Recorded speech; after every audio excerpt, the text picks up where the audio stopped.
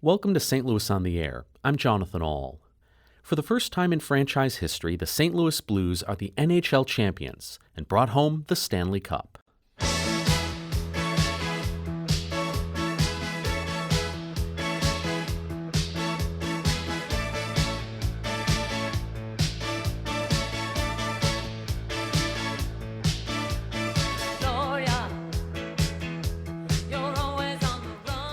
Blues fans everywhere are rejoicing today as their team won their first NHL championship in franchise history, and they've brought the Stanley Cup to St. Louis. Joining me in studio to talk about it are St. Louis Public Radio reporters Wayne Pratt and Rachel Lippmann, and St. Louis Blues superfan Dennis Minner, who watched last night's Game 7 from what might be the greatest shrine to the Blues, which is in his basement in O'Fallon, Missouri. Wayne, Rachel, and Dennis, welcome to the program. Thanks. I have never been so happy to be running on 3.5 hours of sleep. So, Dennis, I will start with you. What was it like for your team to do it? It's still like a dream. I mean, I'm still kind of pinching myself. It just doesn't seem like reality. At the beginning of the season, if you would have said we would be here, I think all of us thought that. But then fast forward that to January 2nd, January 3rd, and we're last in the entire NHL. I think like most, I think we had just about given up. So it's just it's an unbelievable feeling. I mean, it really is. It's almost dreamlike. Let's go back to January then. Last place, rookie goaltender who bounced around, didn't find a home. Interim head coach likes this rookie goaltender, brings him in. It had all of the recipe for we're rebuilding.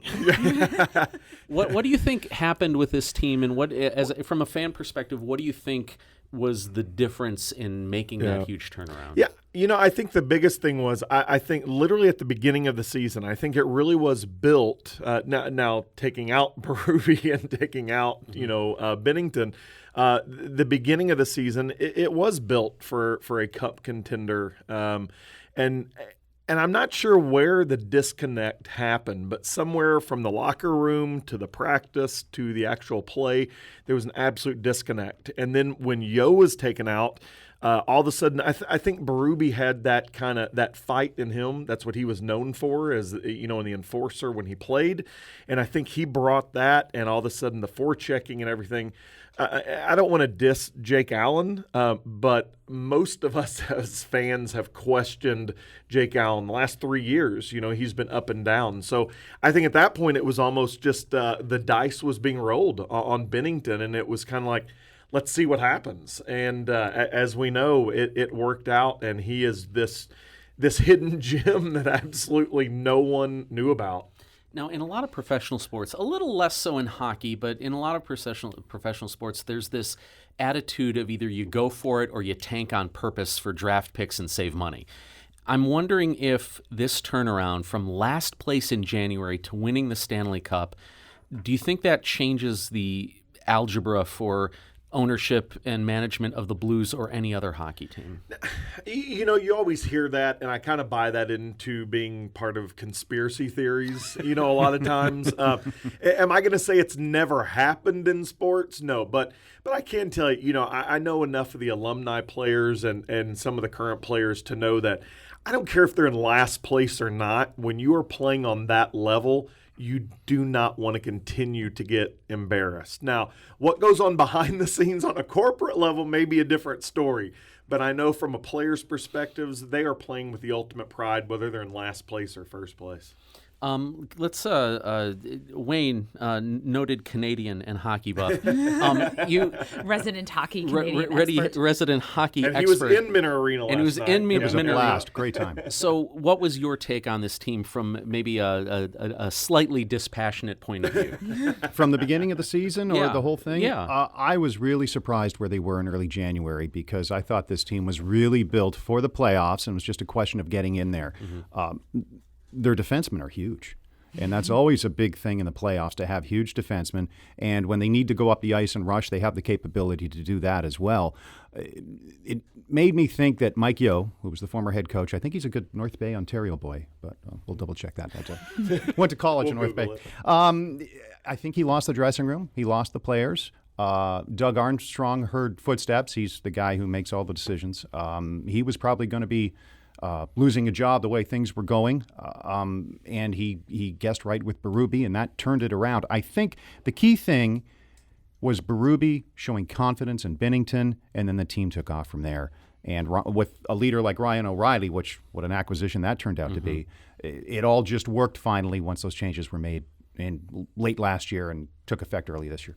Obviously, there's the sports angle of this, but there's also the community angle to this. And Rachel, what from your reporting on this, and what does this mean to the city of St. Louis and the surrounding area for this to happen? I mean, this is just.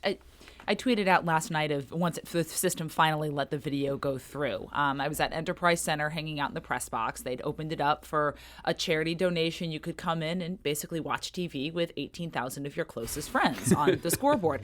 There were no players there, and this place is going nuts.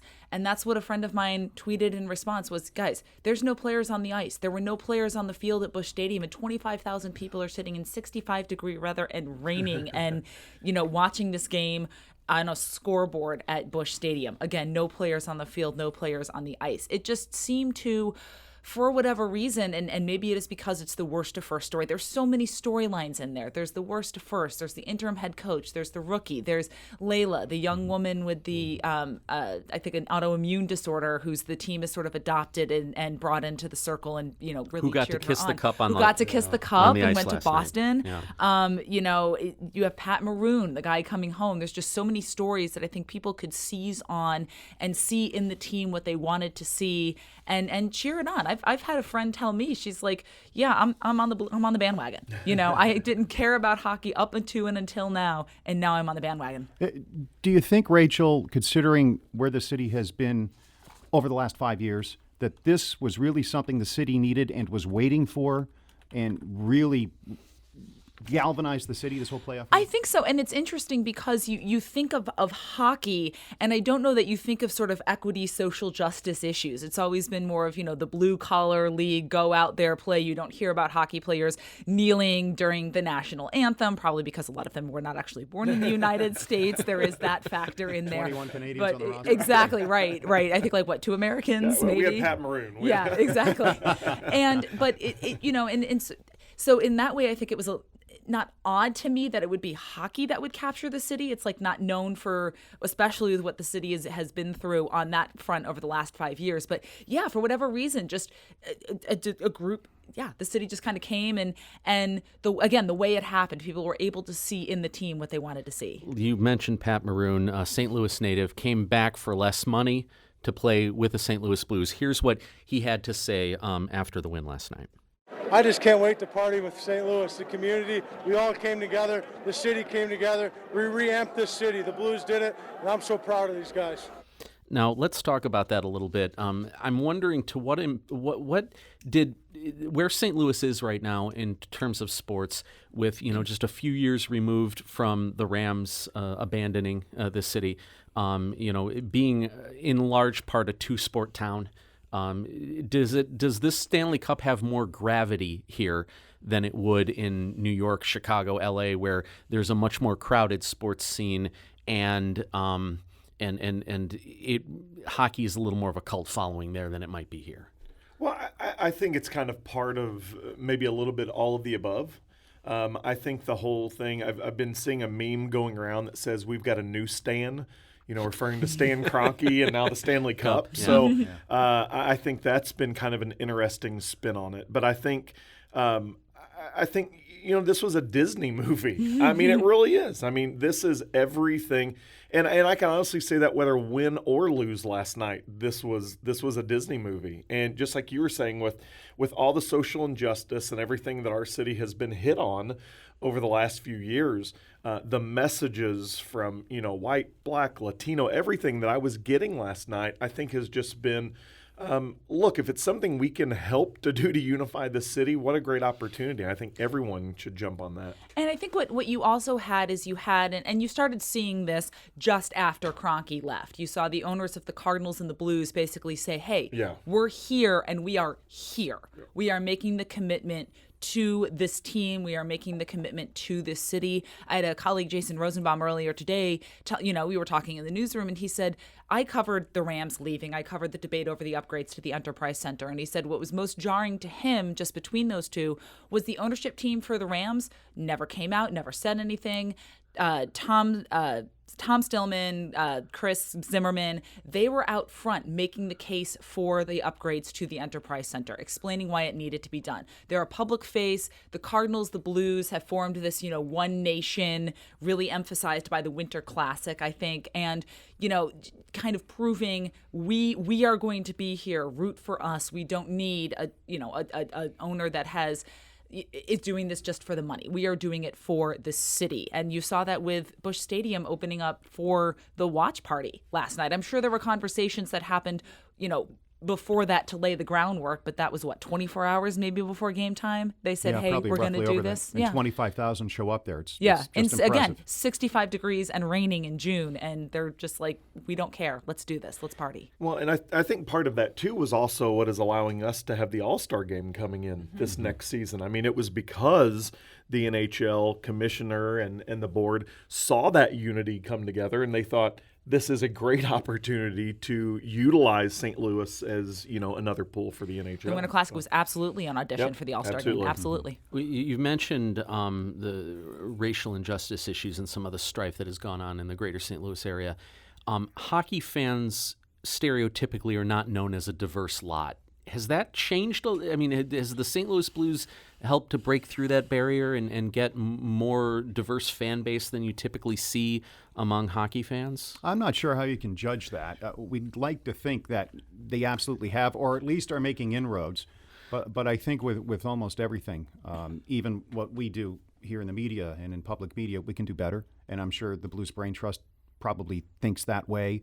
But there have been inroads, at least I've seen them around my neighborhood and stuff. People who would be classified as minorities who have never put on a skate, have never picked up a stick, were really into this over the last few weeks. I think maybe the real question will be, do you see children of color on skates with sticks learning how to play hockey someday in this town, and or more of them than are doing it right now? That'll depend on how successful this team is going forward. Everybody loves a winner, and that's really what it's all about sometimes when it comes to that. Well, and the opportunity for them to do it as well. Well, that's a good point. And they're building more ice around here. Yeah. And that, I think, is the big thing, is do they take this opportunity to be more visible in those communities so that they get interested in the game? A lot of it is, and this happens in baseball too, is representation. If you don't see someone who looks like you out on the ice because the opportunities have been denied to them, it's not been their sport, it's been closed off to them, you don't know that that is an opportunity. So it's one thing to, have the parade and the rally at the Gateway Arch. It's another thing to say, how do you use the attention that's on the team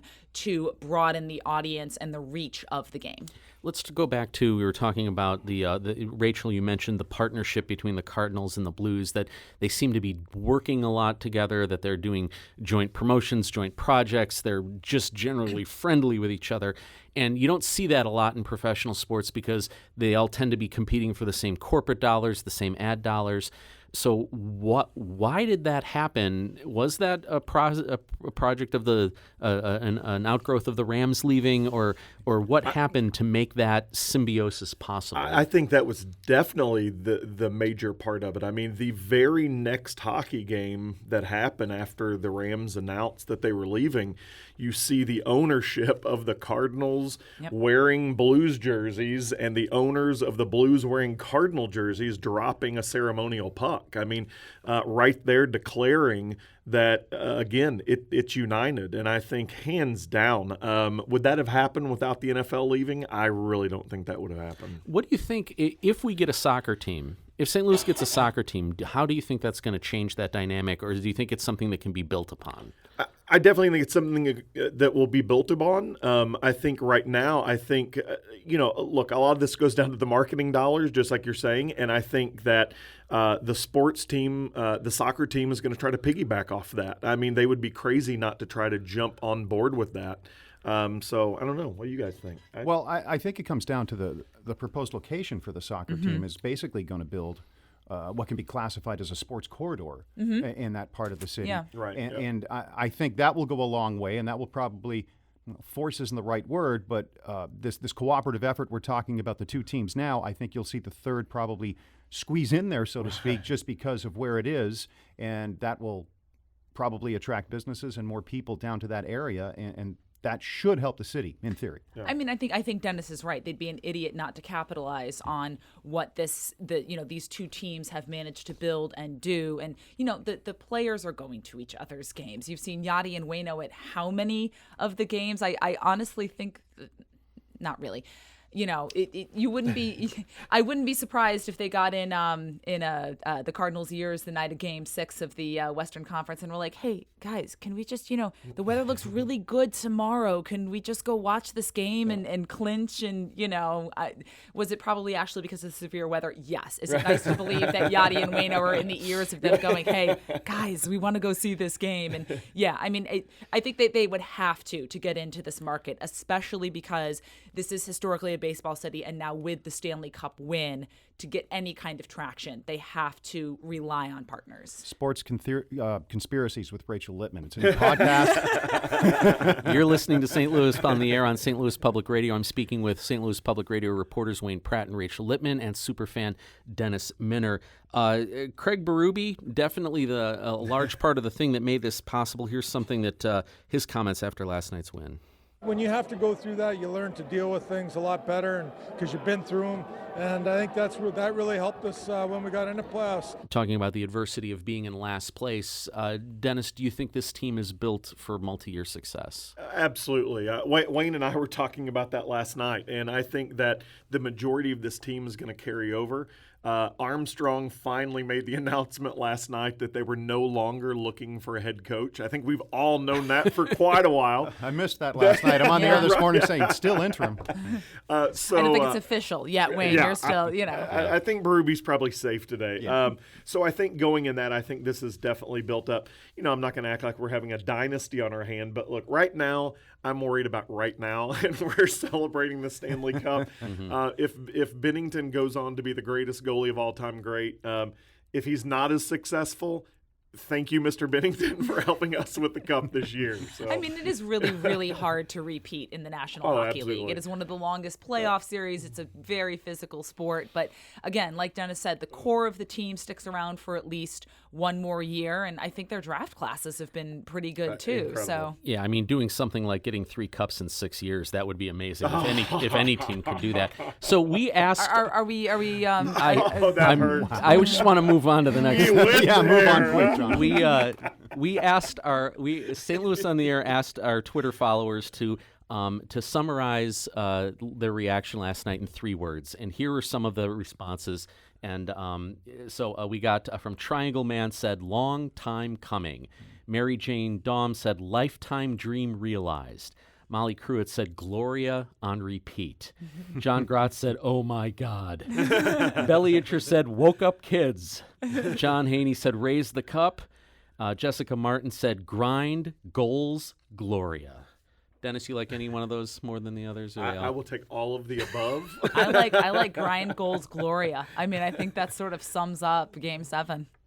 Yeah, good point. And so I mean, the parade is on Saturday. Yes. Then what? Do we just enjoy it for a while and then wait till for next season? Does nothing please you?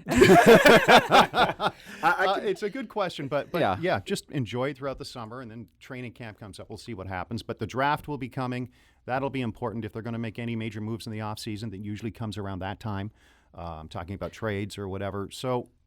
But let's just enjoy it right now. But there will be stuff coming. Does winning the Stanley Cup change their draft strategy? Does it make it easier for them to try to sign bigger name players? Does it change anything? I mean, if Game 7 had gone a different way, does their draft strategy, is it any different at all? I would think so, because they came so close, and they would think there's just one more piece to get us over the top. Yeah.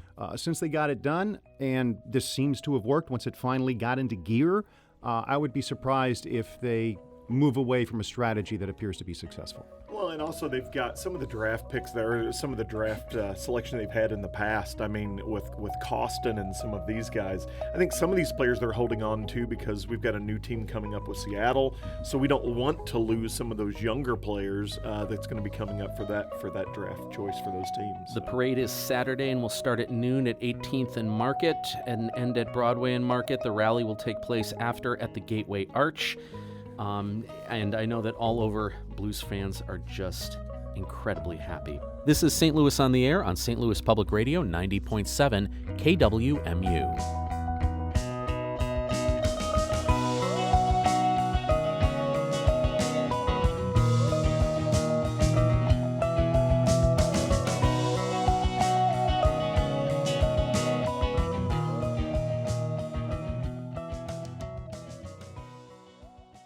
Support comes from Missouri Forest Products Association, committed to sustainable and sound conservation of the state's forests, which support more than 41,000 Missouri jobs, resulting in a $10 billion industry.